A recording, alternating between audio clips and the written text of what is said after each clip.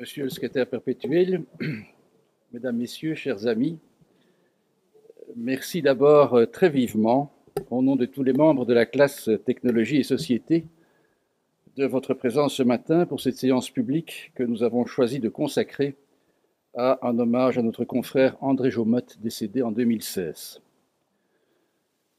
Que la classe Technologie et Société ait, par un vote unanime, décidé de déroger à l'usage qui veut que chaque année, une séance publique de chacune des 4 classes de l'Académie soit consacrée à une conférence de son directeur et d'un membre de la classe sur des thèmes relevant de leur objet statutaire, a paru à tous très naturel, non seulement au regard de la flamboyante personnalité d'André Jomotte, dont chacun se souvient, mais aussi en raison de ce que André Jomotte aura été, avec Hervé Asquin, Philippe de Waut et Jacques Reiss, l'un des 3 mousquetaires, si vous me permettez cette expression, et je laisse à Hervé le rôle de d'Artagnan, qui ont en quelque sorte rendu possible la création en 2009 de la 4e classe de l'Académie.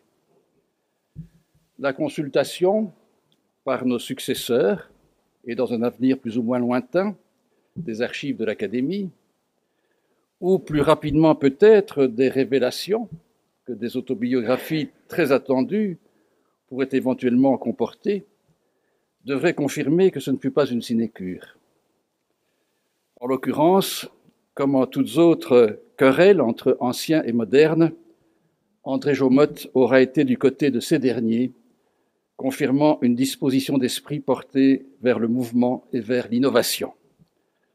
Je n'irai pas jusqu'à dire vers l'aventure, s'agissant de la création de notre classe, puisqu'à l'approche de son 10e anniversaire, celle-ci a confirmé qu'audace et dynamisme peuvent parfaitement cohabiter sans témérité ni mépris des traditions.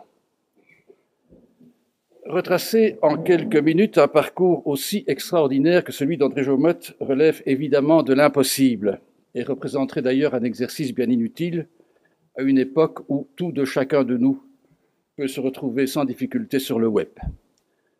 Je me bornerai donc à rappeler ici que professeur à l'Université de Bruxelles, André Jomotte s'est pendant plusieurs décennies identifié à cette dernière, si ce n'est elle dont il a été successivement président et recteur qui s'est identifié à lui. Du point de vue académique, André Jomotte fut un membre éminent de la classe des sciences de notre académie, dont il fut aussi le directeur, avant de rejoindre la classe Technologie et Société, comme je viens de le rappeler. Il fut membre de l'Académie des sciences de l'Institut de France, membre de l'Académie de l'air et de l'espace, mais aussi, et entre de multiples autres fonctions et désignations, membre du Conseil international de la langue française, ce qui témoigne déjà de la diversité de ses centres d'intérêt, sur lesquels je reviendrai très brièvement dans un instant. Mais André Jomotte, également docteur honoris causa de plusieurs universités étrangères, n'était pas qu'un académique rivé comme tel à la matière de ses enseignements. Impliqué au contraire très activement et au niveau stratégique dans la gestion de l'Université libre de Bruxelles, de l'hôpital Erasme et de multiples autres institutions, il fut aussi président d'UCB et de l'association Vinsotte Nucléaire. S'agissant du nucléaire d'ailleurs, et plus particulièrement, il intervint également pendant près de 20 ans comme expert pour notre pays et auprès de l'Union européenne en matière d'évaluation de la sécurité nucléaire, matière dont il n'est sans doute pas excessif d'observer qu'elle reste, pour le dire avec modération, d'une certaine actualité, ainsi que la presse de ces derniers jours s'en est encore fait l'écho. André Jomotte, enfin, encore que le mot « enfin » paraisse à son propos véritablement inadéquat, fut aussi et peut-être surtout un grand humaniste. Soucieux d'inscrire son action dans le sens du progrès social, mais en combinaison, parce qu'il restait un libéral au meilleur sens du terme, avec les exigences de la liberté individuelle et de la responsabilité. On pense par exemple à la Fondation Jomotte de Moulins, qu'il créa en 1994 avec son épouse, pour promouvoir le financement de la recherche par de jeunes chercheurs, de même qu'à son action pendant 20 ans comme président du CEMUBAC dans le domaine des soins de santé en Afrique, au Congo et au Kivu.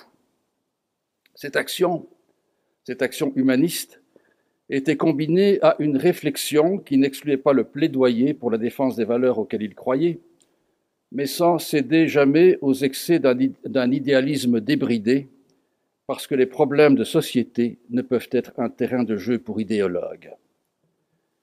Dès 1992, dans une étude publiée à la Revue Générale et intitulée « Une valeur nécessaire, l'antiracisme », André Jomotte s'est ainsi exprimé au nom de l'antiracisme avec une extraordinaire anticipation sur l'un des grands problèmes de notre temps, mais aussi avec un courage exemplaire face à ce qu'on appellerait aujourd'hui la dictature du politiquement correct.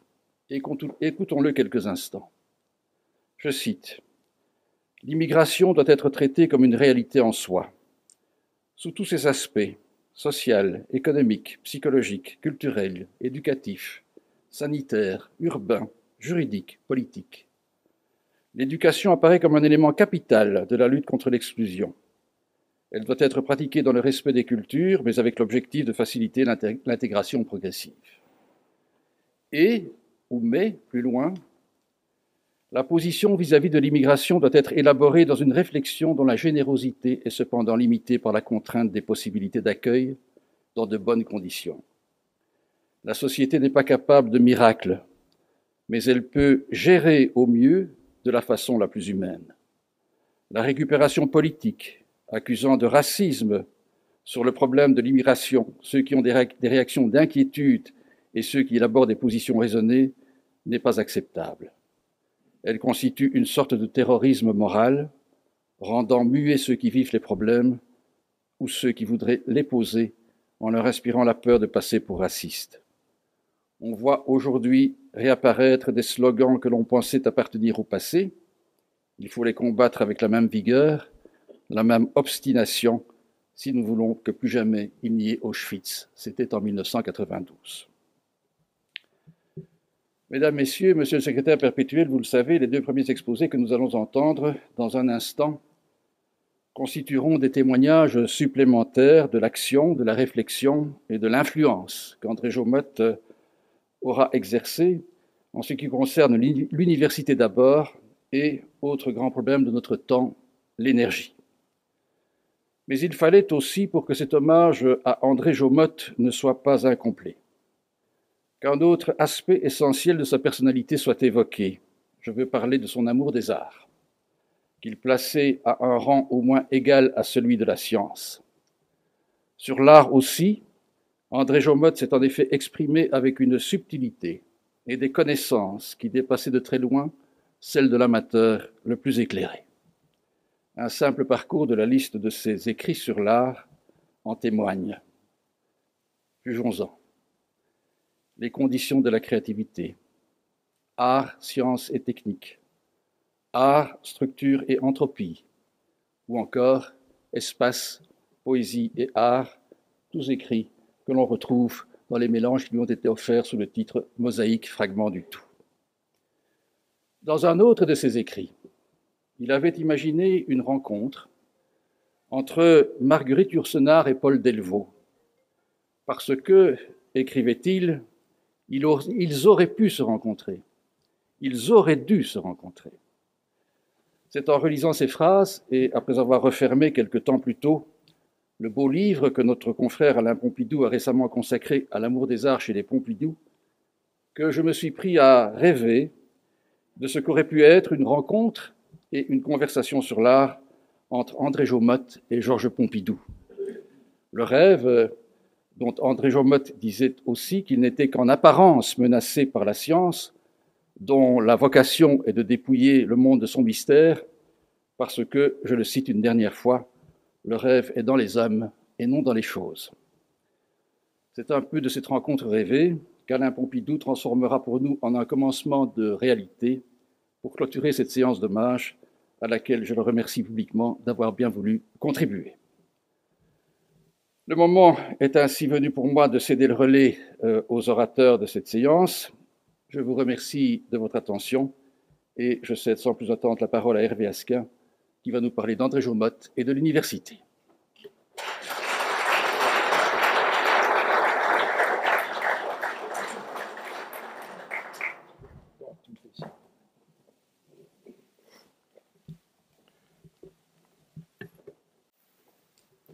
J'ai un problème. Ce n'est pas un prétexte. Je m'efforcerai d'être relativement bref, mais ma montre est en panne. Je ne suis pas le seul, celle de Xavier aussi, et donc je ne puis connaître l'heure qu'à partir de mon portable, mais vous savez comme moi qu'il s'éteint périodiquement. Et donc, Monsieur le secrétaire perpétuel, mesdames et messieurs, c'est avec émotion que je vais vous parler d'un homme, d'un personnage qui est la cause d'une bifurcation décisive dans ma carrière. Il y en a 3. Il est l'un des 3.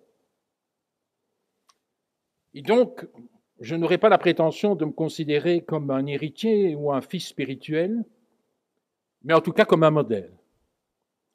Et je vais, en quelques minutes, essayer de vous parler des réalisations d'André Jomotte. D'abord, je vous demande de vous persuader d'une chose, c'est que le rôle du recteur dans les années 60 à l'Université libre de Bruxelles est vague, inconnu, il apparaît comme inconsistant, on ne parle que d'un homme, l'administrateur de l'université. J'étais étudiant, président de cercle de baptême, président du cercle des étudiants de philo et lettres, et je me souviens que le recteur de l'époque, que je ne connaissais pas, que je n'avais jamais vu, il s'appelait Maurice Leroy, linguiste qui deviendra un jour secrétaire perpétuel de cette académie, avait placardé une affiche condamnant le bizutage qu'il associait à des pratiques malsaines, etc. Mon sang d'étudiant n'a fait qu'un tour. J'ai eu une concertation avec d'autres présidents de cercle et j'ai été chargé d'aller plaider la cause des cercles étudiants et des séances de bizutage auprès d'un recteur que je ne connaissais pas, que je n'avais jamais vu. C'est ainsi que j'ai rencontré, au cours d'un entretien courtois d'ailleurs, pendant un quart d'heure, 20 minutes, Maurice Leroy. Autre phénomène. En 1968, au moment de l'Assemblée libre, il y a un tract qui sort, qui a pour auteur les truands. Les truands, c'est un cercle étudiant auquel j'ai appartenu, qui était plutôt du côté des prolétaires, face aux Maccabées, qui étaient les Maccas, qui étaient les représentants des bourgeois, vais-je dire. Et les truands sortent un tract, je m'empresse de dire, je n'ai pas participé à sa rédaction, qui parlait de la Sainte Trinité à l'ULB, c'était au mois de juin 68. On présentait le chef, c'est-à-dire Félix Leblanc, président du conseil d'administration, quelqu'un respecté dans le monde des affaires. Le fils, c'était Ginet, l'administrateur, qui était par ailleurs professeur à l'école de commerce Solvay. Et enfin, le simple d'esprit, le recteur Marcel Homès, académicien par ailleurs, et à qui l'Académie doit beaucoup, n'est-ce pas? Il faut tout de même le reconnaître. Ceci pour vous dire quelle était l'atmosphère. Donc, André Jomotte déboule dans l'université en 1968, parce que je me souviens de cette séance à laquelle j'assistais à l'Assemblée libre, Marcel Homès venant lire un texte. Vous le saviez, il n'était pas grand, c'est un euphémisme. Il avait une voix qu'il ne portait pas. C'était horrible. C'est vrai, pour ceux qui étaient présents, il est sorti tout à fait déconsidéré de cet acte de courage qui avait été le sien tout de même, de venir prendre la parole. Il va démissionner assez rapidement et on va organiser des élections. 4 candidats. J'ai oublié le nom des 3 autres. Parmi les candidats, il y a André Jomotte. Qui connaît André Jomotte en 1968? Il faut se dire qu'il n'y a aucune communication interne à l'université. C'est le cloisonnement facultaire. Les étudiants, les assistants, le personnel administratif sont out. Les professeurs sont out de tout. À la rigueur, quelques doyens de faculté ont eu l'occasion de participer à un conseil d'administration, mais un conseil d'administration pro forma. en réalité.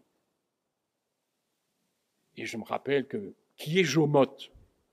J'ai quelques anciens combattants, copains, qui sont ici dans la salle, style Philippe Quinet ou Michel Allais, qui se souviennent plus ou moins, qui eux peuvent nous renseigner, dire, ah ben oui, non, Jomotte, professeur éminent de Polytechnique, il était doyen de la faculté de sciences appliquées entre 59 et 62, et il préside, c'est le spécialiste des turbomachines, des hélices, de l'aérodynamique, il préside l'Institut de mécanique appliquée, l'Institut d'astronautique. Tout ça, c'est bien, nous l'apprenons. Et je dis tout de suite qu'il a l'image, la réputation d'être un bon réactionnaire. Sans doute parce que, comme le rappelait Xavier, il était libéral. Et que c'était mal porté, il faut le dire. J'étais socialiste à l'époque, je le confesse. N'est-ce pas? C'était mal porté. C'était mal porté dans l'université de 1968. Eh bien, le voilà élu recteur. Et ce recteur, qui va être aussi président, donc il va être à la tête de l'université de 1968 à 1974 comme recteur, de 74 à 81, début 82 comme président, et puis il deviendra président du comité de gestion de l'hôpital Erasme de 82 à 88. Ce personnage, hors du commun, va être amené à relever 5 grands défis. D'abord, je parle en tant qu'historien, mais c'était comme cela que c'était vécu par certains, par Philippe Moreau et moi, par exemple, historiens tous les deux. C'est le passage de l'Ancien Régime à la période contemporaine. On passe d'une ère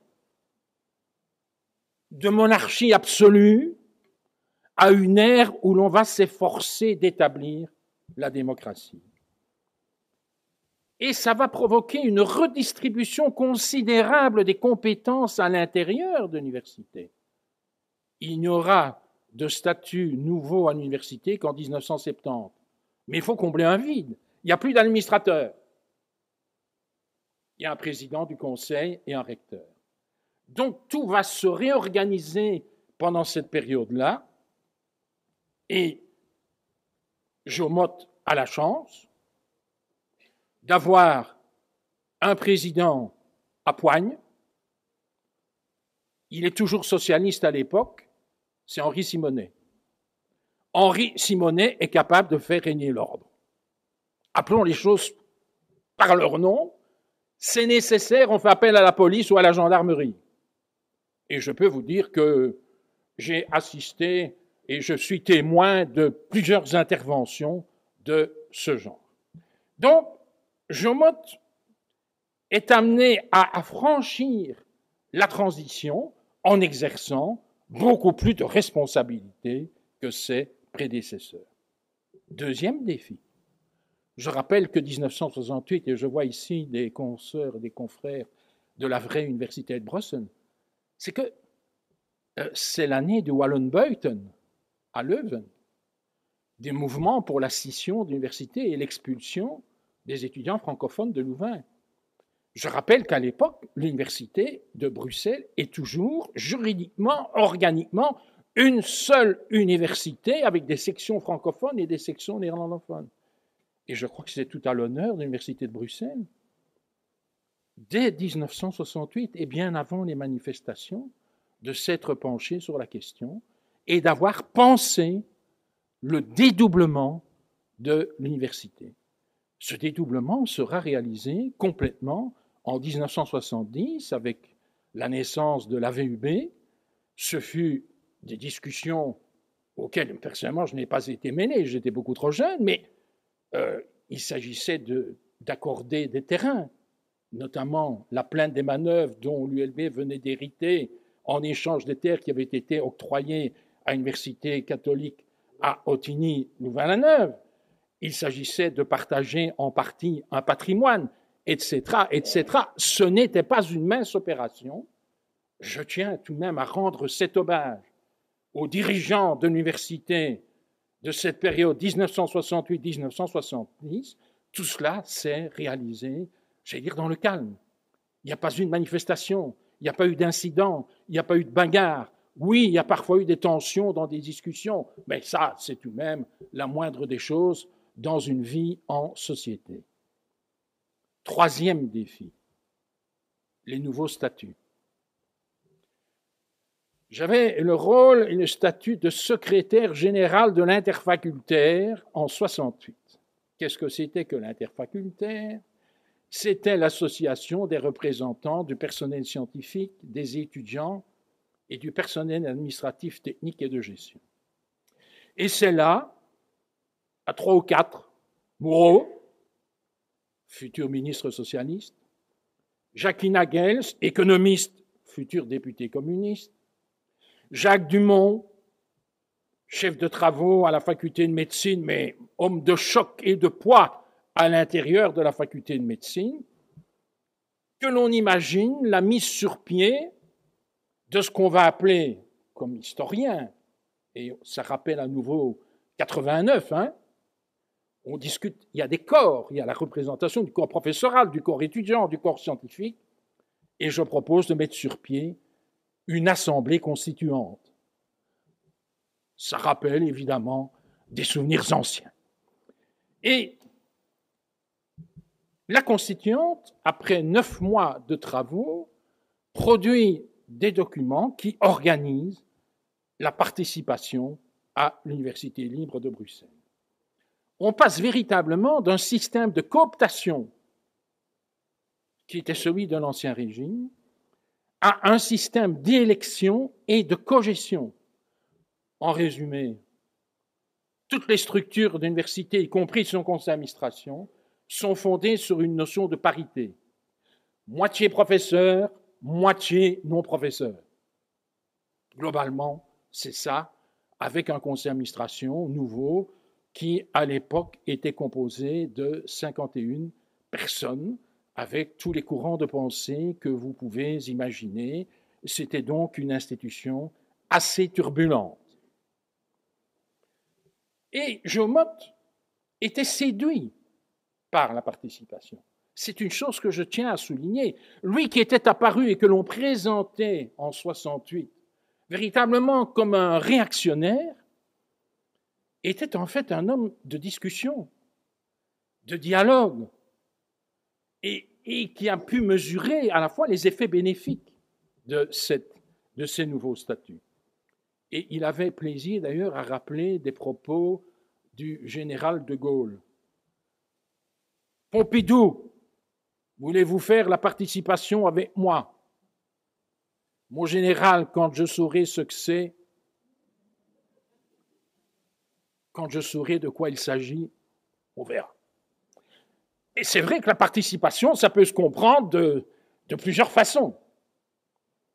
Et que ça va parfois poser des problèmes à l'ULB, et que j'ai souvent dit, plus tard encore dans les années 80 et 90, à nombre de responsables d'universités de Belgique, qui ne mesuraient pas combien leur tâche était tranquille, de tout repos, par rapport à ceux qui devaient diriger une université comme l'ULB, qui représentait 2 ou 3 fois plus de travail.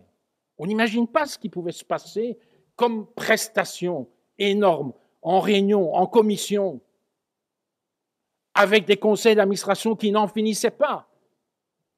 J'ai ici Michel Allais, je vois qu'il était un moment vice-président du conseil d'administration et qui s'en souviendra. Mais, si on fait un bilan, on peut dire que la participation avait montré un effet bénéfique. C'était la résolution des problèmes internes de l'université, parfois après beaucoup d'efforts, mais il n'y a plus eu ce que j'appellerais d'explosion. Quatrième défi, le développement de l'université. Et je vais dire, c'est sous les règnes d'André Jomotte que l'ULB va avoir 2 campus supplémentaires, La Plaine, Anderlecht, pour l'hôpital Erasme, et on peut dire que l'hôpital Erasme est en fait son enfant. Je rappelle aussi que c'est lui qui va lancer la mise sur pied de l'hôpital des enfants que j'aurai l'honneur d'inaugurer en 1986. Mais toutes les discussions relatives à l'hôpital des enfants, et qui furent parfois extrêmement difficiles avec le CPS de Bruxelles et avec la ville de Bruxelles, sont des discussions qui se déroulent en fait à la fin des années 70. Cinquième défi, la gestion. L'Université de Bruxelles a vu son nombre d'étudiants augmenter de 45% entre 1968 et la fin des années 70. Dans le même temps, et j'attire votre attention sur le fait que c'est à l'époque toujours l'État fédéral qui est compétent, l'État unitaire. Dans le même temps, les moyens d'université sont réduits de 20%, ce qui demande de la part de l'université un effort de productivité considérable. J'ai encore connu ça dans les années 80, début des années 90. J'avais chiffré, depuis le moment où j'étais devenu recteur jusqu'à vers 92-93, la perte était de 25%. Donc faites le compte, et ça continue. Je veux simplement par là montrer que l'État unitaire que l'on a parfois tendance à magnifier pour toute une série de choses, avait entamé un processus de rationalisation des moyens qui s'est poursuivi depuis avec d'autres institutions, d'autres structures, mais le phénomène n'est absolument pas nouveau. Mais l'ULB était confronté à un problème. Henri Simonet faisait régner l'ordre, mais socialiste, il voulait montrer qu'il avait la fibre sociale. Et ça va vous surprendre, mesdames et messieurs, ce sont des chiffres que l'on n'aime pas évoquer, mais entre 1968 et 1971, l'ULB a engagé 600 personnes en plus. Son personnel administratif est passé de 1400 à 2000. Et le successeur de Simonet à la présidence, Henri Lemaire, qui était président de la prévoyance sociale, il va encore y avoir des augmentations de personnel. Donc, vous imaginez, réduction de moyens considérable et dans le même temps, explosion de coûts salariaux.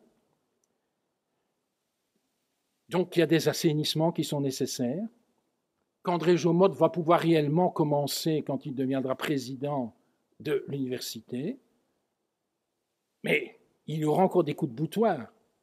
L'année où il quitte la présidence, rien que cette année-là, en 1981, l'ULB perd à nouveau 190 millions de subsides. Je parle en francs belges. Et donc, ça va être l'objet d'un plan d'assainissement que votre serviteur devra appliquer, j'allais dire, dans le sang et dans les larmes, dans les années 80. André Jomotte était un homme très tolérant, très ouvert. En 1980, il a écrit beaucoup de textes, et je termine, Xavier, je te rassure.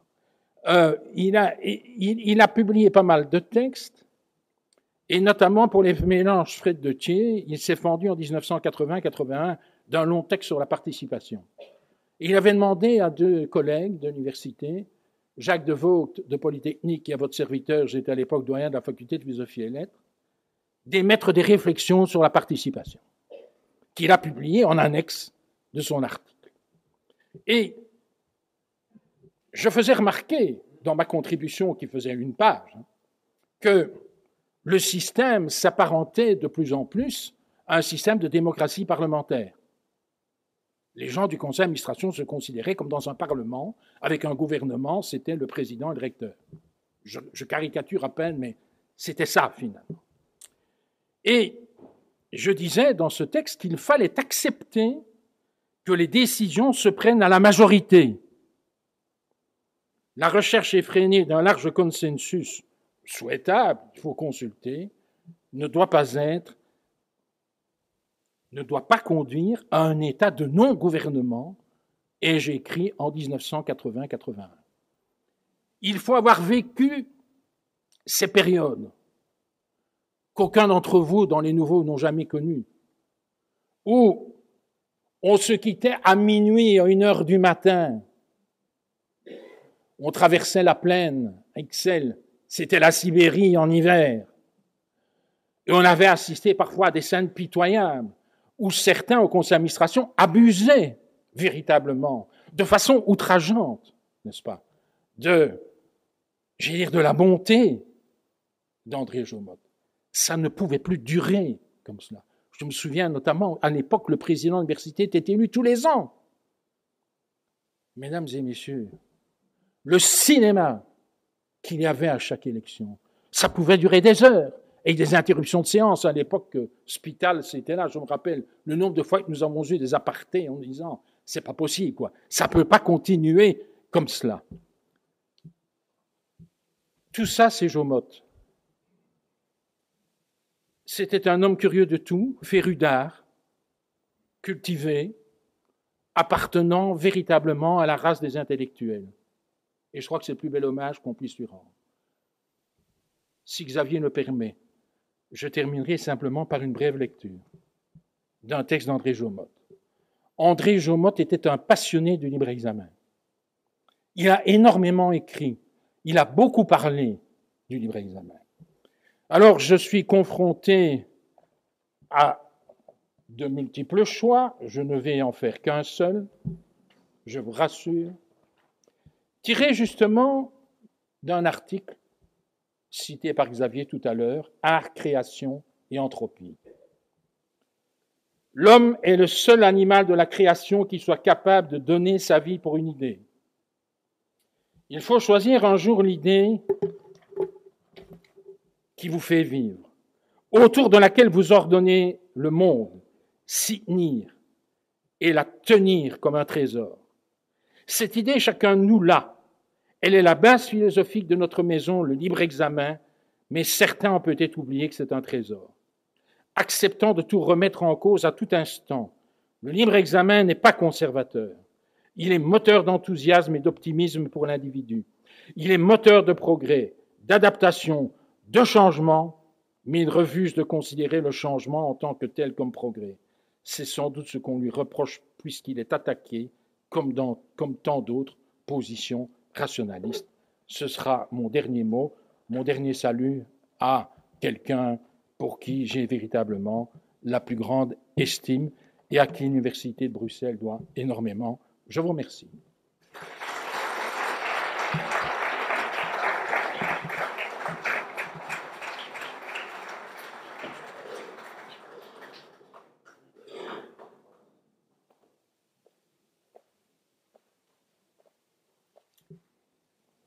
Mesdames et messieurs, certains d'entre vous s'en souviendront peut-être, en 1974, les premières unités nucléaires venaient d'entrer en service et cette nouvelle forme d'énergie avait d'emblée suscité des protestations très fortes.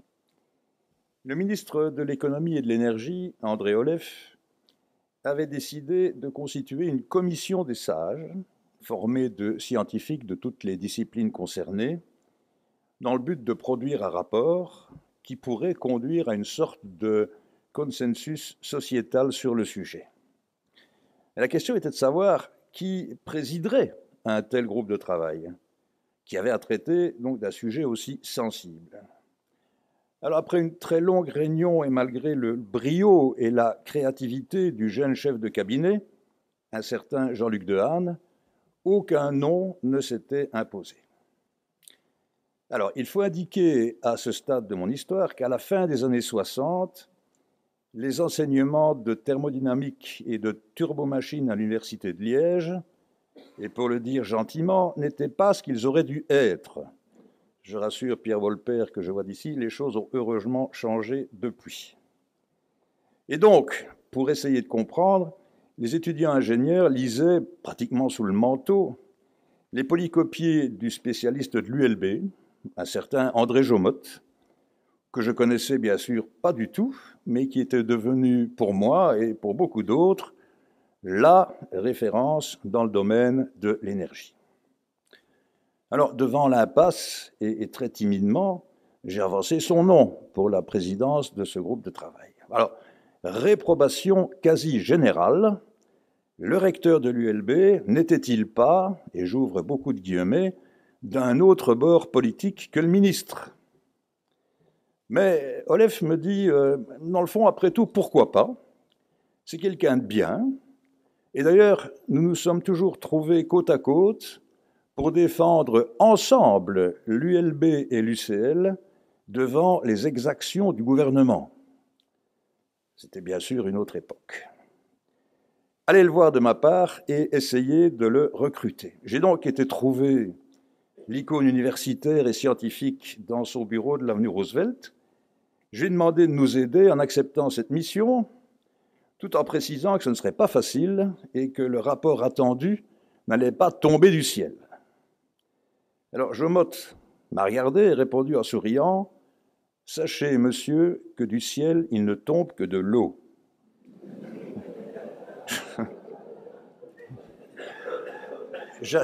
Il a continué en disant, « J'accepte votre proposition.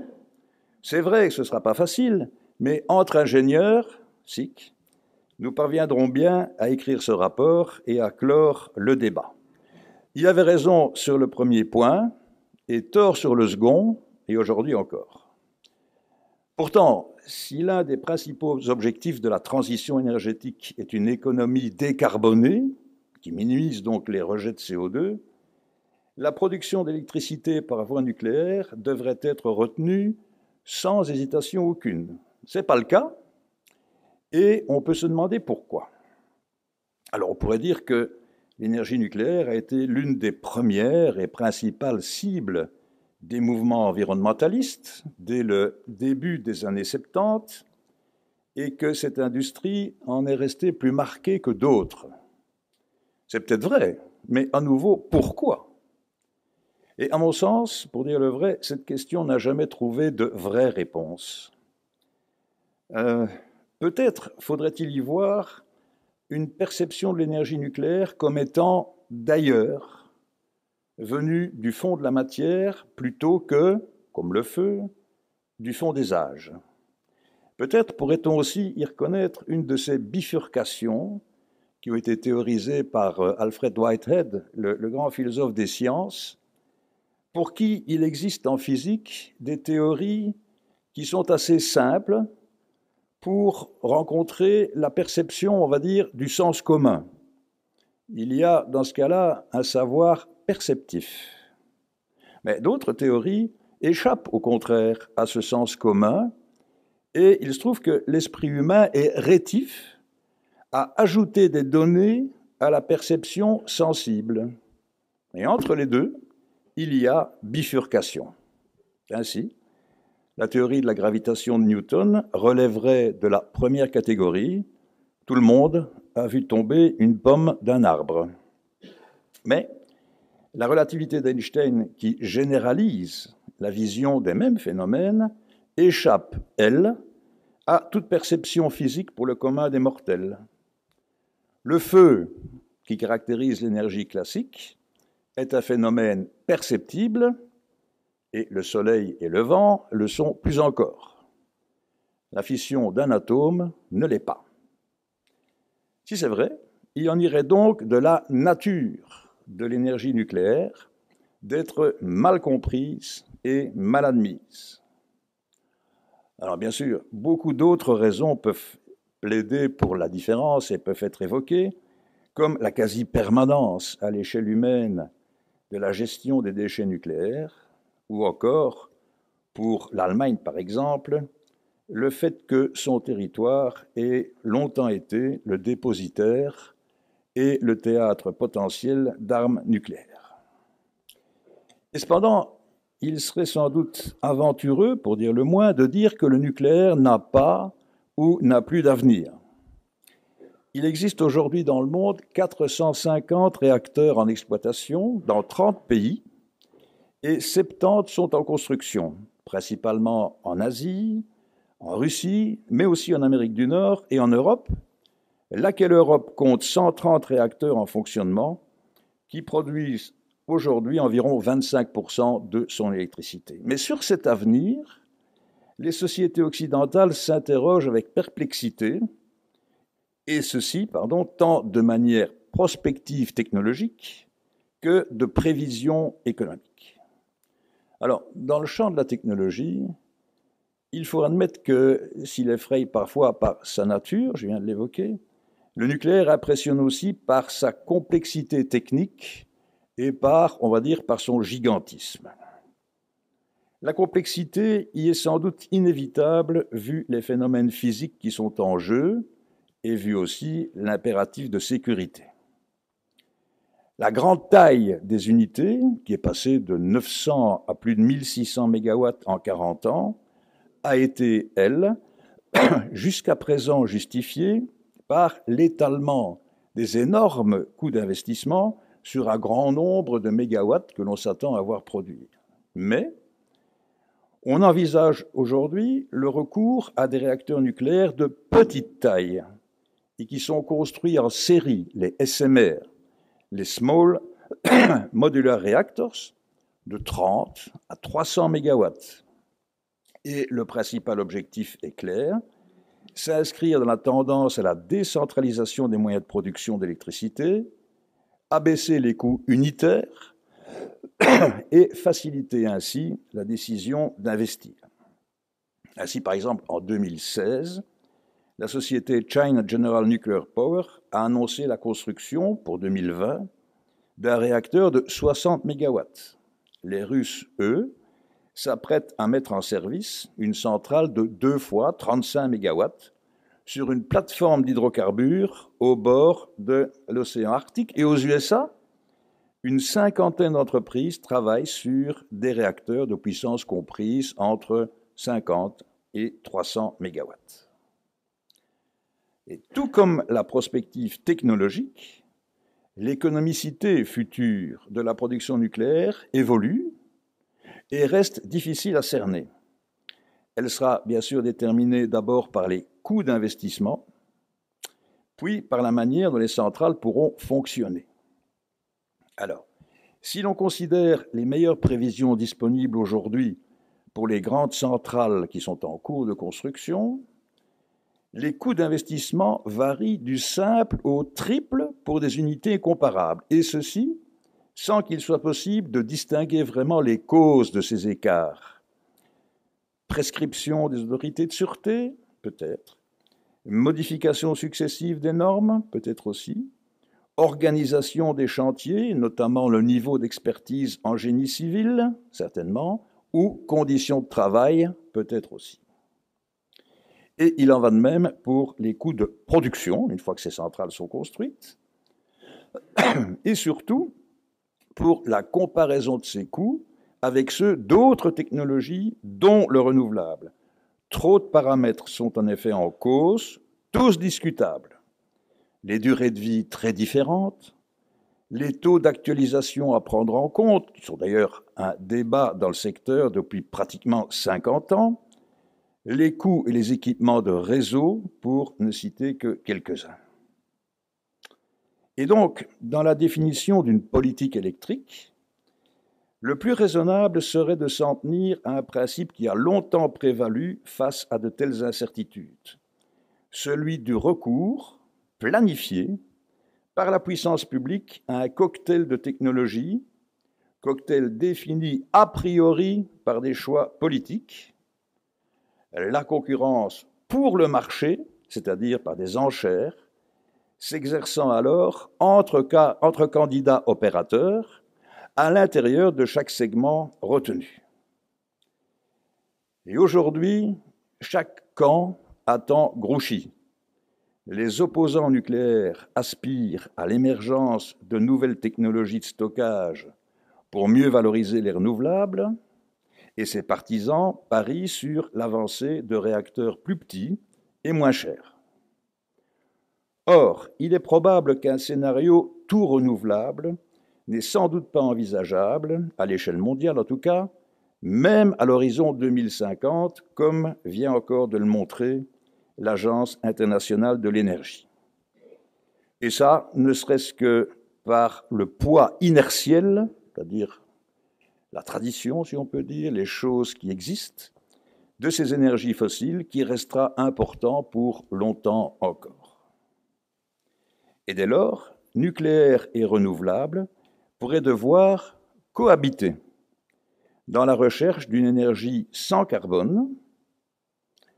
Et c'est en fait l'équilibre entre ces deux énergies qui devrait être au cœur des débats, sans oublier les autres technologies comme les turbines à gaz par exemple, qui contribuent à la souplesse d'exploitation d'un système électrique, ce que ni le nucléaire ni le renouvelable ne permet vraiment. Et c'est au gouvernement de fixer le cap en ce domaine, bien plus qu'au marché et aux indicateurs censés nous informer sur lui. Dans ces matières donc, comme dans beaucoup d'autres, les États restent et doivent rester les maîtres des horloges, et c'est peut-être l'une de leurs missions régaliennes les plus importantes. Il faut souhaiter qu'ils l'exercent vraiment, et la voix d'André Jomotte nous manque aujourd'hui pour le rappeler. Je vous remercie.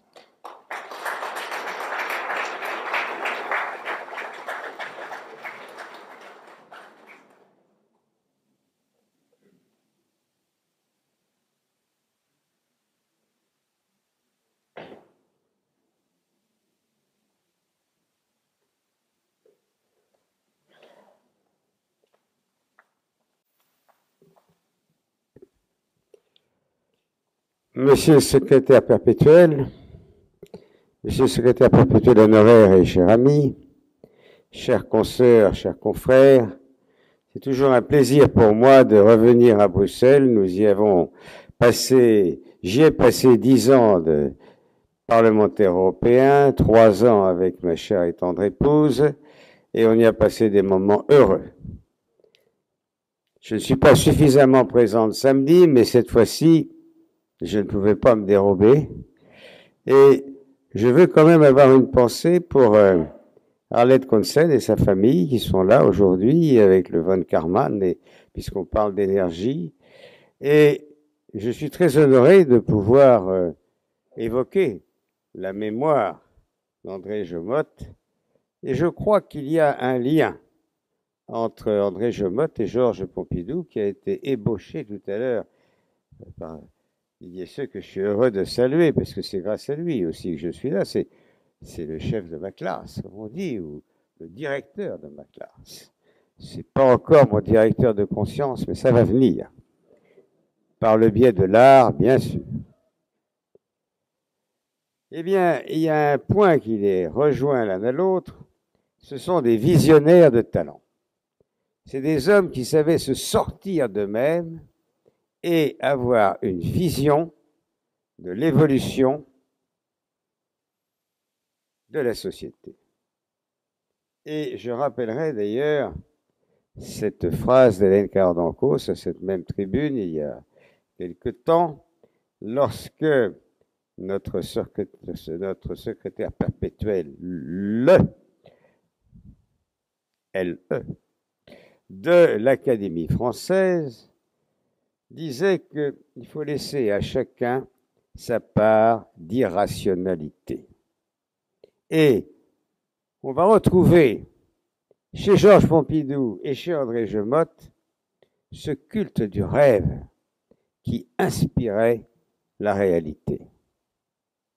Alors, je voudrais vous parler des Pompidou, Georges et Claude Pompidou, des personnalités riches et diversifiées, liées par le cœur, liées par la littérature, l'art et la poésie, et par une grande fidélité au général de Gaulle. On a essayé de les séparer l'un de l'autre, de les dissocier l'un de l'autre. Une grande journaliste, pour ne pas la nommer, Catherine Ney, a fait une émission pour faire de l'audimat qui s'appelait La Rupture. Il n'y a jamais eu de rupture profonde entre Georges Pompidou et le général de Gaulle, malgré la participation. Parce que c'est vrai que mon père n'y comprenait pas grand-chose, mais le général non plus, d'ailleurs. Bon. Mais néanmoins, en 1946, le général de Gaulle propose à Georges Pompidou, en 1945, propose à Georges Pompidou de devenir secrétaire général et trésorier de la Fondation Anne de Gaulle, puisque le général et son épouse avaient une enfant lourdement handicapée, et que Georges Pompidou va le rester jusqu'en 1969, quelles que soient les difficultés, les atermoiements des relations qu'on a voulu monter entre le général de Gaulle et Georges Pompidou, qui étaient en fait des relations compliquées entre Georges Pompidou et l'entourage du général de Gaulle. Vous savez que ce n'est pas simple. C'est la politique. Alors, je commencerai, après ce long préambule, par une citation d'un devoir de philosophie de Georges Pompidou, qui termine son devoir de philosophie à 16 ans,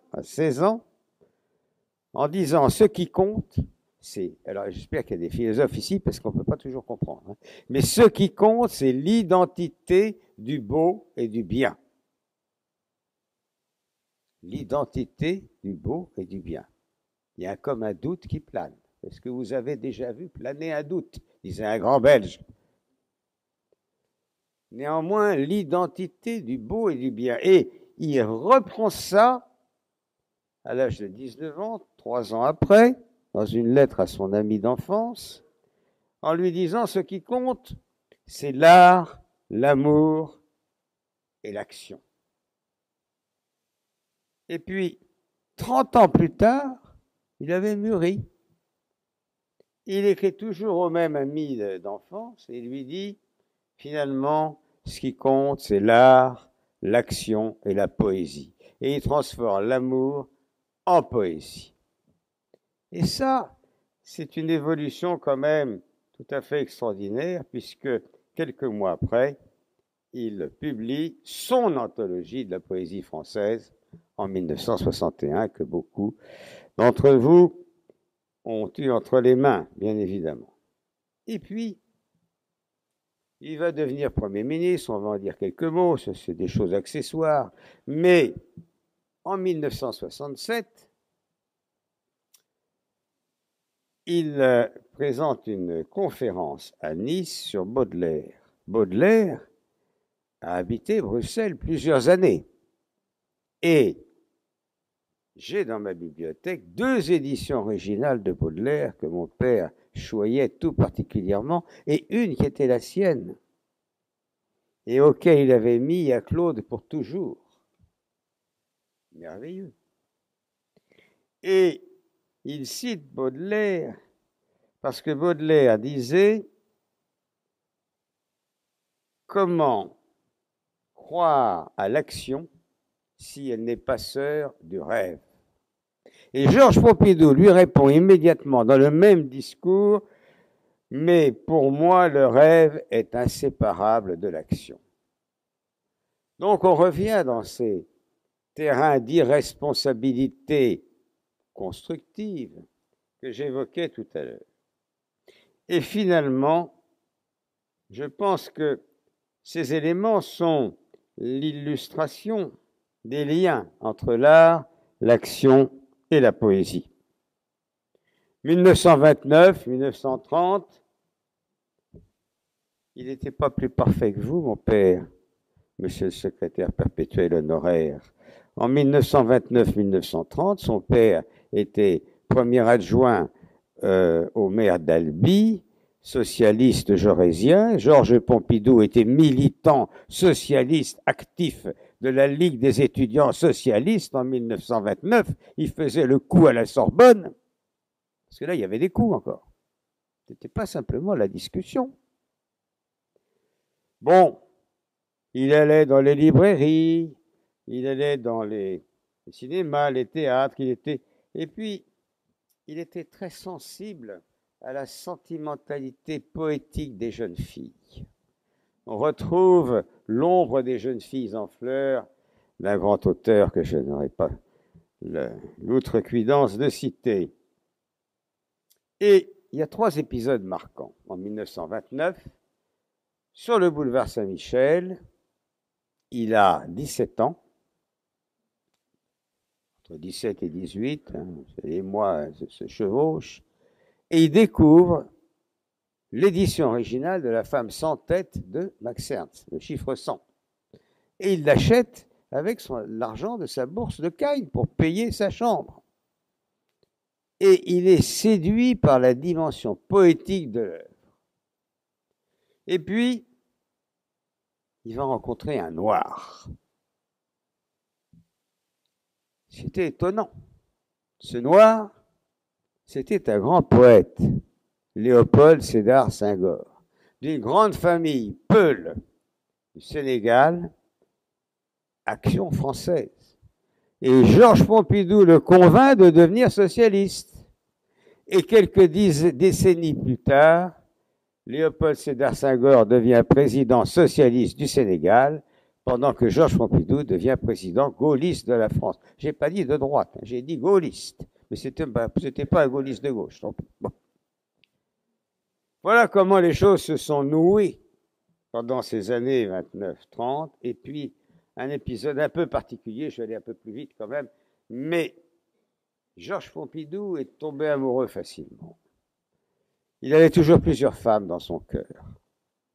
Et il va assister à la représentation d'Amphitryon 38 de Giraudoux avec une grande actrice, Valentine Tessier.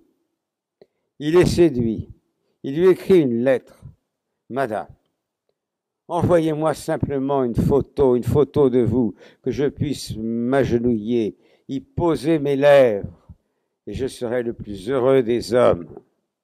Et Valentine Tessier lui a envoyé la photo, et il s'est agenouillé, mais on est en 1929, et en 1969, Georges Pompidou était élu président de la République, et Valentine Tessier a 95 ans, elle lui a envoyé une lettre de félicitations à laquelle il a répondu. Vous voyez que les choses se transmettent à travers le temps et à travers les sentiments, l'art, l'action et la poésie. Et le 5 mars 1930, vous savez, c'est un Normalien, les Normaliens sont facilement désabusés. Il écrit à son ami d'enfance, je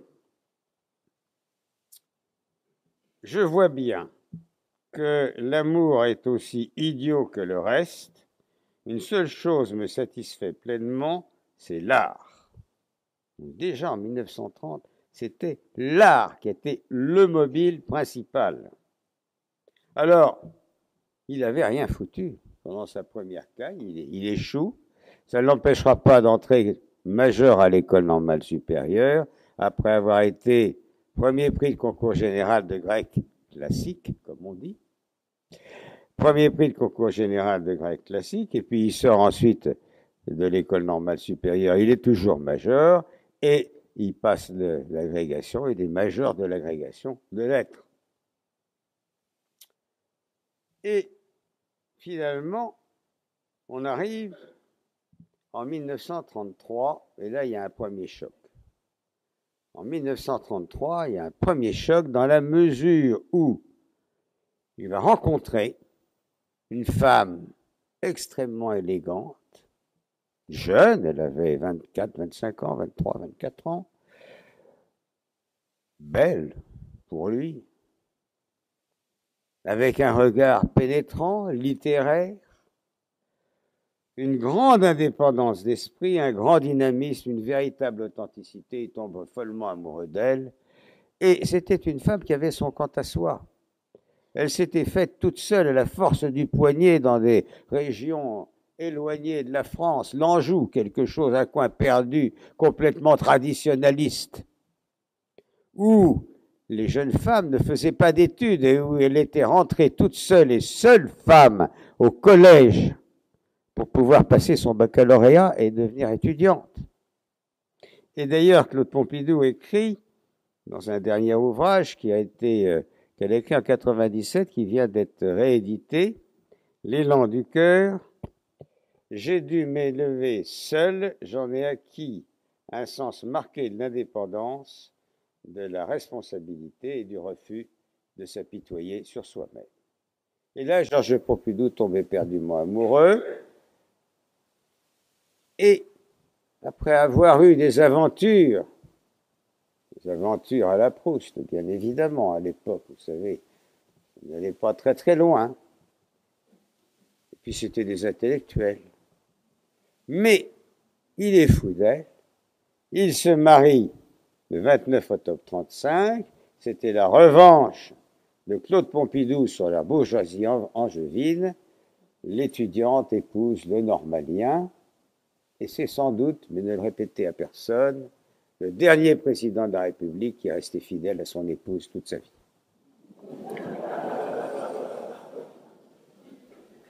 Vous savez, la politique, c'est un enjeu de pouvoir, et mon père n'aimait pas la politique, il voulait servir le pays, on va le voir.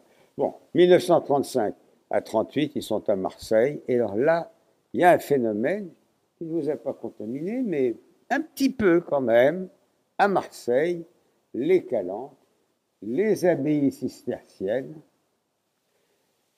les Aliscans, en Arles sont les Aliscans, mais il oublie ses attaches socialistes, mais alors complètement.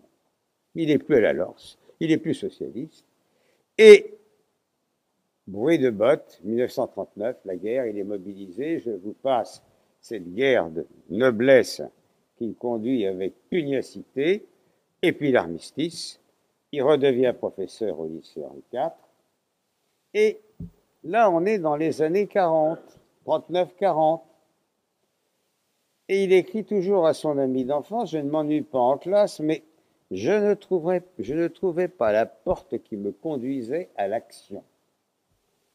Donc il voulait autre chose. Et là, il va prendre deux engagements. Un engagement qu'il prend avec son épouse, il ne pouvait pas avoir d'enfant. Pour elle, c'était un drame. Parce que c'était une tâche. C'était quelque chose qu'on ne disait pas. Il décide d'adopter un enfant.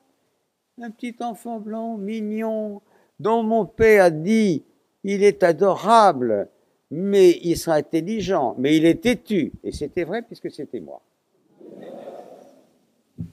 Et puis, en 1900, juste après le débarquement, 1944, en août 1944, libération de Paris, Claude et Georges Pompidou sont sur le trottoir des Champs-Élysées, le général de Gaulle, la haute stature du général de Gaulle descend les Champs-Élysées entouré de ses compagnons, et là, choc, deuxième choc, ça c'est de la sentimentalité, mais il se dit, cet homme-là va redresser la France. Il écrit au directeur adjoint du cabinet du général, un ami de l'école normale supérieure, et lui écrit, j'en ai assez de décliner rose à la rose, je ne demande rien d'important, je veux simplement participer à la reconstruction de ce pays. À l'époque, on entrait dans les cabinets ministériels, non pas pour faire sa carrière, mais pour servir le pays. Ça a bien changé. Toujours est-il que De Gaulle est séduit par Georges Pompidou, par son sens de l'analyse, son sens de la synthèse. Autour du général de Gaulle, c'était un kaléidoscope d'opinion, c'était des bagarres sans cesse, et Georges Pompidou rassemblait pour faire en sorte que tout le monde avance dans le sens de la politique du général. Et puis, le général de Gaulle démissionne en 1946 parce que le jeu des partis, c'était compliqué et il n'en voulait pas. Georges Pompidou est orphelin spirituel de père et il venait de perdre sa mère, orphelin de mère, et Claude Pompidou ne le laisse pas aller à la mélancolie. Il lui dit on va fréquenter les galeries de peinture et il commence à fréquenter les galeries parisiennes et il découvre un jeune peintre ukrainien et ils vont acheter en 1947 leur première toile cubiste de Yulia Chapoval qui est en train de monter, comme on dit maintenant, mais qui va avoir une très belle exposition avant la fin de l'année à Paris. Et moi, j'étais sidéré par cette toile que j'ai toujours, qu'on va exposer bientôt. On me traînait dans les expositions et mon œil s'était déjà fait. Et finalement, en 1948, le général de Gaulle demande à Georges Pompidou de devenir son chef de cabinet à titre personnel. Georges Pompidou est rentré au Conseil d'État, il est adjoint au commissaire général au tourisme et finalement, il en a marre de ces intrigues autour du général. Il faut toujours passer par lui pour avoir un rendez-vous avec le général. Le général lui fait des remarques, il écrit, il consigne tout ça sur un petit cahier d'écolier. Et puis en 1953, il met un grand trait, j'en ai assez, et il regarde du côté du privé. Et il veut marquer véritablement cette période, il fait faire son buste comme les empereurs romains, sauf que l'artiste ne garde que la tête. Il met la tête dans son salon, les amis qui viennent dîner disent quand même que c'est un peu bizarre. Oui, mais c'est un buste romain. Il entre à la banque Rothschild, il séduit Guy Rothschild, je vais un peu plus vite, et finalement, il devient directeur général de la banque Rothschild. Et je lui dis, mais quand même, tu n'as jamais fait à ce moment-là. Je parlais avec lui. Lui, il me berçait, il me racontait l'Iliade et l'Odyssée pour m'endormir. Bon, et je lui dis, mais quand même, pour la banque, tu n'en as jamais fait. Oui, j'ai le calcul mental. Il n'y avait pas les calculettes à l'époque. Et dans les conseils d'administration, quand on présentait un bilan, il avait exactement le total et il prenait la décision avant tout le monde. Et c'est comme ça qu'il est devenu directeur général de la banque Rothschild. Quelques autres qualités, bien évidemment. Mais c'est ce qu'il racontait, en tout cas. Et puis, il va être 6 ans. C'est intéressant parce qu'il va être 6 ans directeur général de la banque. Avec une interruption en 58, quand le général de Gaulle lui demande de venir à son cabinet, où il est le rédacteur de la Constitution, de la 5e Constitution, de la 5e République, pardon. Et puis, là, Michel Debré, Bourbon-Busset, un collaborateur du général de Gaulle, disent c'est Pompidou qui était l'âme, qui était la pensée véritablement de la politique de la France. Et en janvier 59, quand le général de Gaulle, élu président de la République, va prendre ses fonctions à l'Élysée, contre tout protocole, il demande à Georges Pompidou de venir à côté de lui en voiture découverte pour descendre les Champs-Élysées, non pas pour dire qu'il y avait un dauphin, mais pour dire qu'il y avait son meilleur collaborateur qui l'accompagnait. Et puis Georges Pompidou, il retourne à la banque. Et puis finalement, en 61, il publie son anthologie, mais il va être rattrapé par la politique. C'était la fin de la guerre d'Algérie, il fallait préparer les accords d'Évian, une mission secrète est confiée à Georges Pompidou, je vous passe les détails parce que c'est pas de l'art, sauf qu'il avait un faux nez et des faux sourcils, un chapeau, et ça c'était du grimage, c'était pas de l'art. Bon. Et finalement, en 62, le général de Gaulle lui propose de devenir Premier ministre parce que Michel Debré ne voulait pas l'indépendance de l'Algérie. Georges Pompidou avait un esprit ouvert et voulait une Algérie indépendante. Il devient Premier ministre du général de Gaulle et la première des choses qu'il fait, en dehors de prendre quelques décisions, il fait décrocher le portrait de Colbert de son bureau à l'hôtel Matignon pour le remplacer par une immense toile de Soulages absolument magnifique, presque aussi grande que celle que j'ai vue chez un de vos membres de cette noble académie hier soir. Somptueuse toile. Et les interlocuteurs s'asseyant devant le Premier ministre sont absolument subjugués. On a un Premier ministre givré. Là-dessus, ils apprennent qu'il a fait rentrer par le mobilier national, pas par ses propres deniers, mais un immense Nicolas de Staël et un immense Max Ernst pour les appartements privés du Premier ministre. Alors, tout ça va nous mener à cette fameuse crise de mai 68. Et là, il y a un lien à nouveau entre André Gemotte et Georges Pompidou. C'est que Georges Pompidou voulait la négociation. André Gemotte voulait la négociation. Il voulait une sortie de crise concertée. Et grâce à André Gemotte en Belgique, grâce à Georges Pompidou en France, eh bien, cette crise n'a pas conduit à une révolution. Ça a été véritablement une crise. Et quand Georges Pompidou va écrire le fameux Nœud gordien, qui va être aussi réédité début de l'année prochaine, et qu'il tire les conclusions de mai 68, eh bien, il dit « La légende était là, mais l'histoire n'était pas au rendez-vous ». Et puis voilà, les choses se passent. C'est compliqué d'être Premier ministre, mais on n'est pas à Sciences Po, on ne fait pas un discours de politique ni d'économie politique. Ce qui est important, c'est qu'il redresse la France, il redresse le franc, il fait une politique industrielle offensive, il crée le premier ministère de l'Environnement, etc. Bref, toujours est-il qu'il est élu président de la République après quelques complots complexes, notamment cette fameuse affaire Markovic, qui est avec une affaire de droit commun qui devient un complot politique, et c'était dans l'entourage du général qu'on essayait de supprimer Georges Pompidou, qui finalement est élu avec 58% des voix, parce que les Français ne sont pas des imbéciles et sont bien rendus compte qu'on a essayé de les manipuler. Et là, il va y avoir 3 grands événements.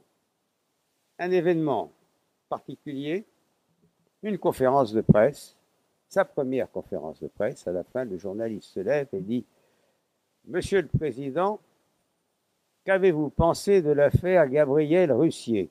Gabrielle Russier était une enseignante qui était devenue amoureuse, c'était un amour partagé d'ailleurs, d'un de ses étudiants qui était mineur. Le rectorat s'était emparé de l'affaire. Le professeur, Madame Russier, avait été mise en prison et elle s'est suicidée en prison. Et là, on voit que ce n'était pas préparé sur les images de l'INA. On voit Georges Pompidou rentrer en lui-même, les yeux qui tournent, et il dit « Mesdames, Messieurs, je ne vous dirai pas ce que j'ai fait, ni même ce que j'ai pensé, mais moi, mon remords, ce fut la victime raisonnable au regard d'enfants perdus. C'est de l'Éluard. Au revoir, mesdames. » Eh bien, les Français se souviennent encore que ce jeune président nouvellement élu, enfin, il n'était pas tout jeune, mais il avait 60aine d'années, mais ce président nouvellement élu pouvait citer Éluard en conférence de presse. Deuxième élément, il est à l'Élysée, il fallait tout rénover. Il fallait tout rénover, c'était cassé de partout, mais on ne pouvait pas planter une pointe parce que c'était un monument historique. Alors, le directeur du Mobilier National lui dit « Bon, ben, on va faire appel à un grand architecte, designer, Pierre Paulin. » Pierre Paulin fait une maquette. Claude et Georges Pompidou la trouvent fabuleuse. Rendez-vous avec Pierre Paulin. Discussion, le président dit « De toute façon, il n'y a pas d'appel d'offres, c'est moi qui décide. C'est pour les appartements de l'Élysée. Je paye, on fait. » Et Pierre Paulin le regarde, Monsieur le Président, je crains de ne pas pouvoir mener ce projet avec vous. Georges Pompidou le regarde, d'autant plus qu'il était très séduit, comme vous allez le voir, et il lui dit, mais je ne comprends pas, pourquoi? Eh bien, parce que je ne suis pas gaulliste et je suis plutôt à gauche. Et mon père le regarde et dit, mais je vous choisis 2 fois. D'abord, parce que j'aime votre projet, et deuxièmement, parce que j'aurai moins d'emmerdement avec vous qu'avec ma majorité. Voilà comment se sont constitués les salons Paulin. La salle à manger existe toujours, mais pas pour longtemps. Bref, toujours est-il qu'à Brégançon, il y a encore des meubles Paulin, et on voit les meubles Paulin sont encore commercialisés, avis aux amateurs. Bon, toujours est-il que je n'ai pas d'intérêt chez Paulin, mais j'aime beaucoup Maya Paulin. Et puis la grande décision, conseil interministériel en décembre 69, alors qu'il avait été élu en juin, décision de mettre en place un grand centre en plein milieu de Paris, entre la Bibliothèque nationale, Notre-Dame, la Tour Saint-Jacques, une espèce d'énorme verrue, une raffinerie de pétrole, le centre Beaubourg, sur le plateau Beaubourg, parce que c'était le centre Beaubourg à l'époque, et il était multidisciplinaire. Et dans la lettre que Georges Pompidou écrit à Edmond Michelet, qui est son ministre de la Culture, en décembre 69, que vous retrouverez dans le livre sur l'art et la culture, eh bien, c'est une lettre de Normalien, parce qu'en une page, il explique exactement ce que doit devenir ce grand centre culturel en plein centre de Paris. L'idée, c'était de donner une âme supplémentaire à Paris, c'était d'autre part de sensibiliser les Français à l'art contemporain, et puis il y avait un aspect géopolitique qui l'a mené d'ailleurs avec les services secrets, parce que le président Roosevelt avait donné des avantages fiscaux à tous les artistes qui étaient la diaspora des artistes qui étaient venus d'Europe de l'Est pour s'installer à New York, et il fallait leur donner une vitrine à Paris, et c'était ça le centre Beaubourg. Alors le centre Beaubourg, c'est compliqué immédiatement, une bronca terrible, les parlementaires, les sénateurs, l'école d'Europe, l'Institut, tout le monde était vent debout. Et Georges Pompidou tient bon. Il décide un jury présidé par Jean Prouvé. Le jury choisit 2 jeunes architectes de 30 ans, montre la maquette à Georges Pompidou, il dit c'est formidable, ça va faire hurler, il faut que l'art provoque, il faut que l'art interpelle. L'art est comme l'épée de l'archange, il faut qu'elle vous transperce. On sait ce que c'est, n'est-ce pas, mon cher? Donc, finalement, tout se met en place, préfiguration du centre, etc. On fait des commandes. Georges Pompidou, en avril 1974, disparaît du fait d'une mort programmée et inattendue. Et finalement, en 1975, le centre Beaubourg devient centre Georges Pompidou. Ne l'oubliez pas. On va à Pompidou, on ne va pas à Beaubourg. C'est le centre Georges Pompidou. Et Giscard, qui était élu président de la République, passe en hélicoptère au-dessus du centre, regarde tout ça et dit, vous allez me raser tout ça. Alors on lui dit, oui, mais monsieur le président veut bien raser, mais on a déjà coulé les piliers en béton, ça descend à 30 mètres sous sol. Ah ben si vous pouvez le couper comme ça, c'est mieux. Alors on lui dit, oui, mais on a déjà pris des engagements pour faire venir le centre de recherche acoustique, musique, etc. Là-dessus, Chirac bondit, il était Premier ministre, il avait sa lettre de démission dans la poche, il arrive à l'Élysée, et Giscard était prêt à le virer, mais ce n'était pas le bon moment, et puis finalement, il dit, allez, on le fait. Et en 1977, on inaugure le centre Georges Pompidou, et là, juste pour terminer, eh bien, finalement, en fait, Claude Pompidou va défendre la mémoire de Georges Pompidou, va défendre la mémoire de la famille de Gaulle, et Jacques Lang disait d'elle, pour nous, Claude Pompidou n'était pas une tapisserie, c'était l'âme de la décision. Et la preuve en est que, en 1980, elle organise le testament de Nina Kandinsky qui est fait sur la table de la salle à manger de leur appartement du quai de Béthune, qui donne toutes les œuvres lui appartenant, au centre Pompidou. En 83, la fontaine Stravinsky qui est devant le centre avec l'oiseau de feu de Niki Saint-Phal et des sculptures mécaniques de Tinguely. En 85, elle convainc Chirac d'emballer le Pont-Neuf. Et alors là, vous savez, il y a un grand artiste qui s'appelle Christo, qui est un Hongrois, et il prend une structure, il l'emballe avec du papier craft, il met de la ficelle autour, et puis ça fait un Christo. Mais c'est génial, il l'emballe.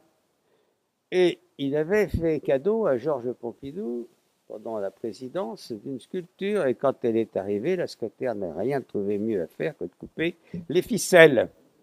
Donc Claude Pompidou devait se faire pardonner.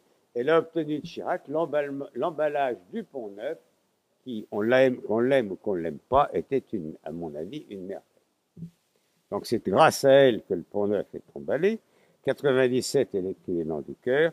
Et 2007, son dernière visite est pour le Centre Pompidou. Aujourd'hui, le Centre Pompidou, 10 000 visiteurs par jour. 10 000 visiteurs par jour. Un Centre Pompidou Malaga qui était temporaire, qui est pérennisé. Un Centre Pompidou Bruxelles à Canal qui fonctionne déjà. Avant qu'on ait tout rénové, il y a déjà des présentations des œuvres, des collections du Centre Pompidou. Et il va ouvrir définitivement, en même temps qu'on va ouvrir fin 2019, le Centre Pompidou Shanghai. qui est fini de construire. On est en finalisation de préparation de l'accrochage. Donc tout ça pour vous dire qu'en conclusion, je pense que Claude et Georges Pompidou sont indissolublement liés par un parcours singulier, animé d'une curiosité insatiable, d'une véritable authenticité, d'une grande générosité de cœur, de courage dans l'action. Et je terminerai, si vous le permettez, en rappelant que ce sont, comme l'était André Jomotte d'ailleurs, des défricheurs de modernité et des passeurs d'art. Et je rappellerai cette citation de Tolstoï: « Il n'est nulle grandeur là où manque simplicité, bonté et vérité. » J'étais un peu long, mais merci de votre attention.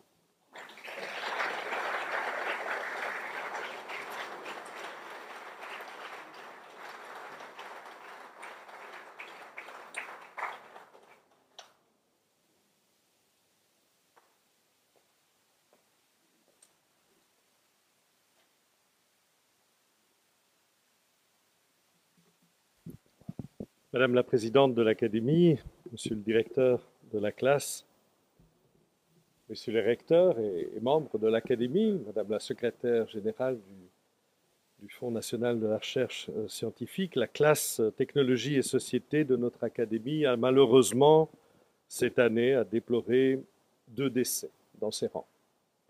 Par ordre chronologique, tout d'abord celui de Prediman Krishan Kao, né à Srinagar, dans le nord de l'Inde, dans la vallée du Cachemire, le 15 janvier 1948, 6 mois après la déclaration de l'indépendance de l'Inde, est décédé à Ahmedabad, au nord de Mumbai, dans le Gujarat.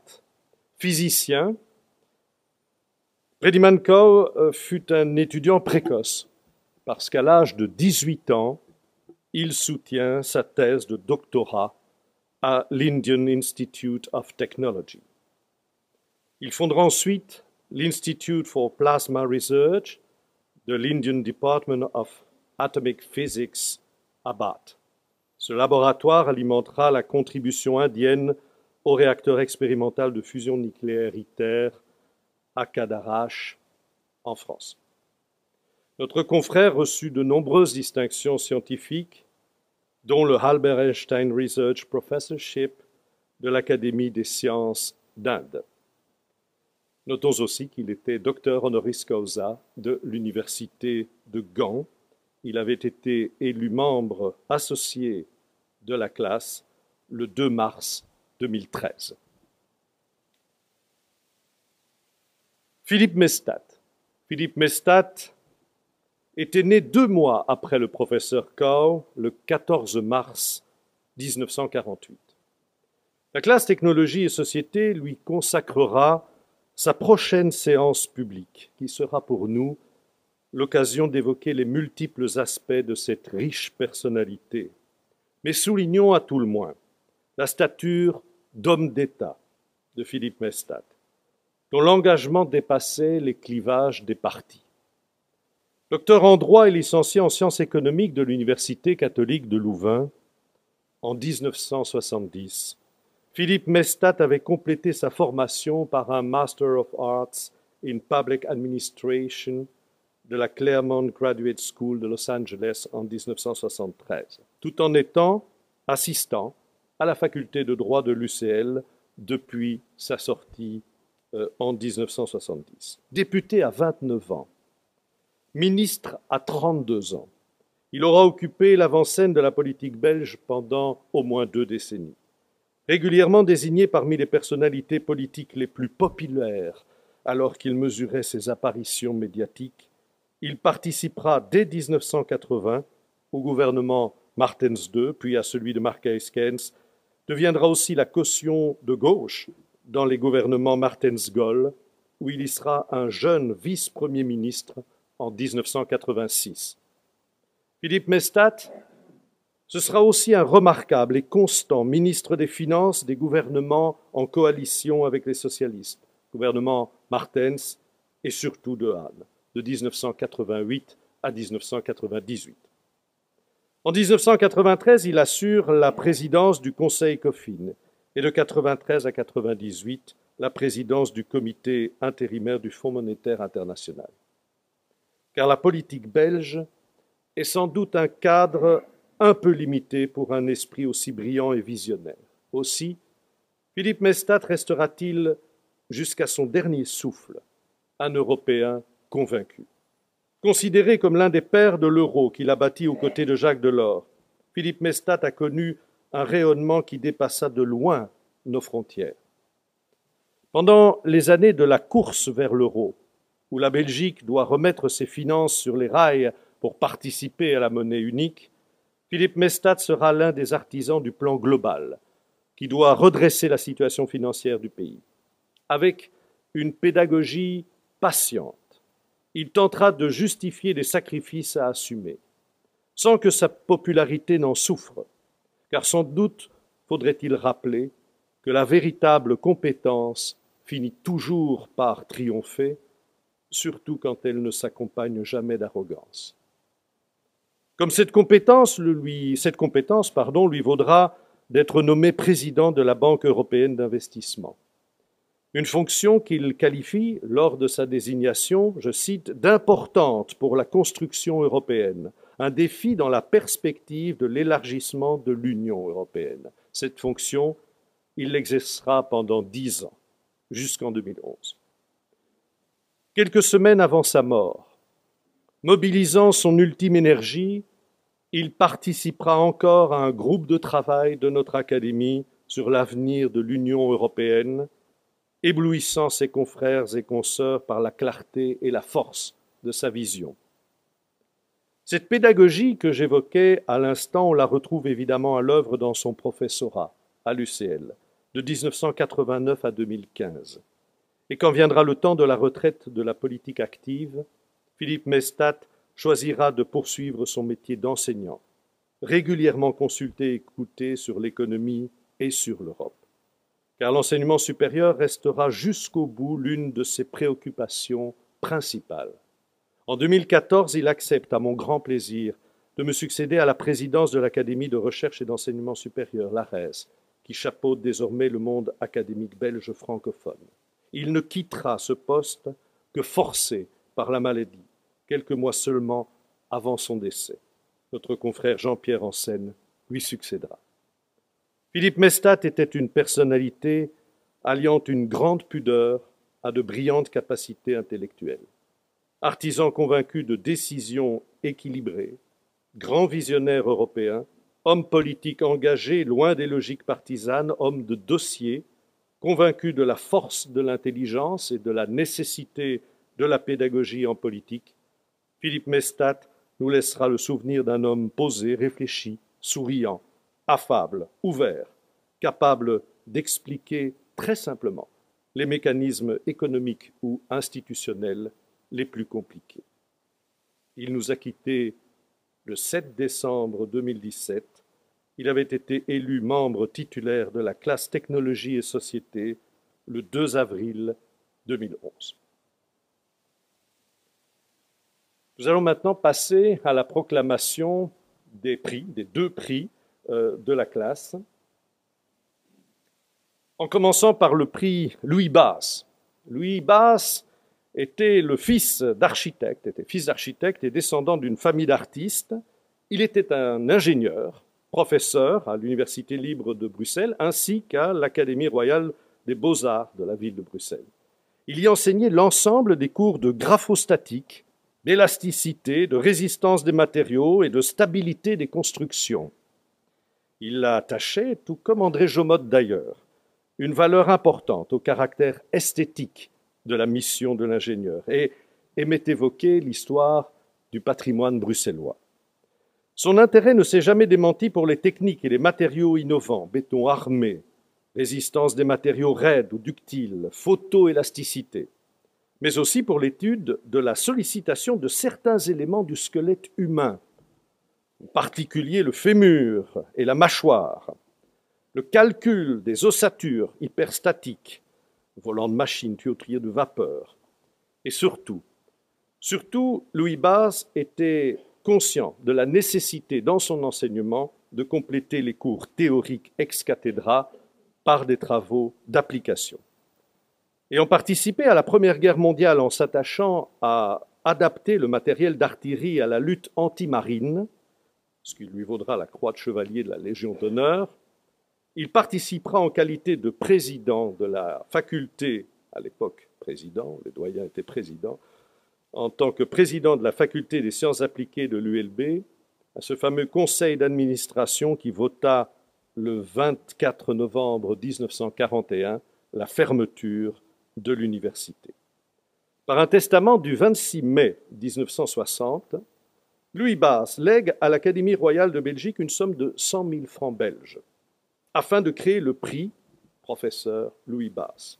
Je cite, « destiné à couronner tous les 2 ans la plus belle découverte ou les travaux les plus remarquables dans le domaine de l'élasticité, la plasticité, la résistance des matériaux, la stabilité des constructions, le calcul des organes des machines, ainsi que leurs applications théoriques et bien évidemment pratiques. » Le prix de la 28e période biennale est décerné à Bilal Mokrani, diplômé de l'Université libre de Bruxelles, aujourd'hui chercheur associé à l'Université de Liverpool, pour sa contribution aux méthodes d'amortissement actif des vibrations dans les structures mécaniques à symétrie cyclique. Ces travaux ont conduit au développement d'un système d'amortissement original des roues Aubaget dans les turboréacteurs, on revient un peu à André Jomotte, à l'aide de shunts piézoélectriques.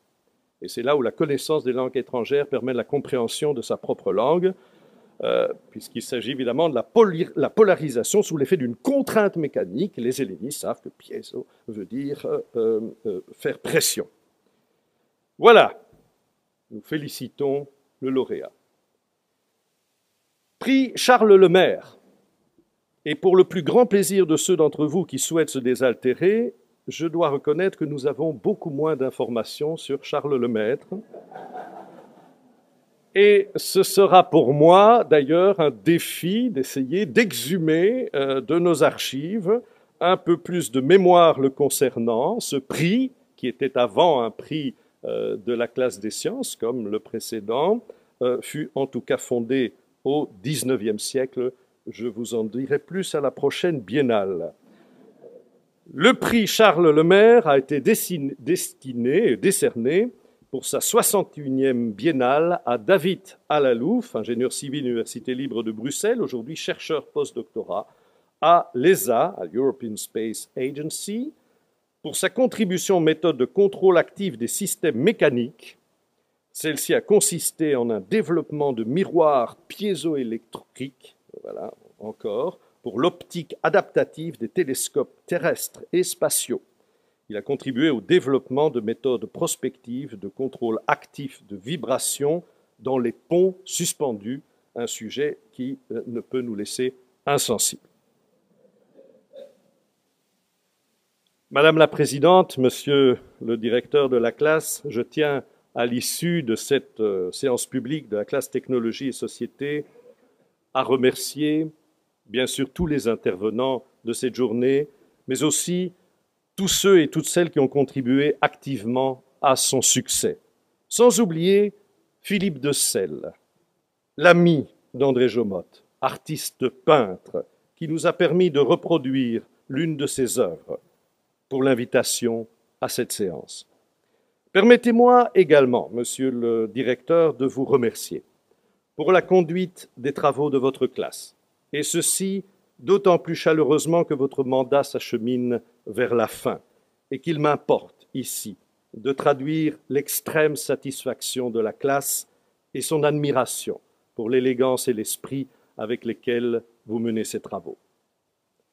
Et je vous invite désormais au cocktail qui se tiendra dans la galerie de marbre, non sans avoir remercié, comme il se doit, la banque Pulla & Co, ainsi que la Fondation Jomotte de Moulins, pour le soutien qu'ils ont offert à notre séance publique en l'honneur d'André Jomotte. Et c'est à André Jomotte que je voudrais donner la parole pour clore cette séance. Dans ses archives personnelles, J'ai en effet retrouvé un texte inédit, datant de mai 1968. Il s'agit non pas tant, comme on pourrait s'y attendre, d'une description du mouvement étudiant, mais plutôt d'une projection de l'idéal social d'André Jomotte lui-même, qui le révèle bien au-delà des idées reçues et qui encore aujourd'hui suscite la réflexion. Je cite notre confrère. Mai 68. On est résolu à la lutte, qui rendent aux universités leur belle audace scientifique et leur véritable utilité sociale. Le monde des étudiants se lève et saura empêcher que l'enseignement supérieur devienne réactionnaire ou retardataire. Il veut, le mouvement étudiant, qu'on ne lui apprenne pas les sciences seulement dans leurs données sèches et matérielles. Il aspire à un enseignement qui en montre constamment la force intime pour corriger le passé suranné et édifier un avenir rajeuni. Il veut une foi, orthodoxe ou scientifique, mais constamment rappelée. Les étudiants refusent d'être traités en oiseaux de basse-cour, bien nourris, mais enfermés. Ils rêvent les hauts vols des oiseaux libres et migrateurs. Toute cette partie profonde de l'éducation humaine, la seule où se forment les âmes et les caractères, de plus en plus négligés par prudence. Ils veulent qu'on lui rende son importance. Qu'importe de savoir si l'usage social de ce qu'on sait pour la justice et l'altruisme n'est pas mis en constant et fraternel relief. Il faut s'instruire, non pas pour son profit personnel, pour se constituer en ce monde des avantages et des sécurités, mais pour travailler au bien commun dans un sentiment de sacrifice. La jeunesse comprend cette belle théorie de devoir et elle entre de proche en insurrection contre ceux qui ont de la vie une conception utilitaire et basse. Mai 1968, André Jomotte. Je vous remercie.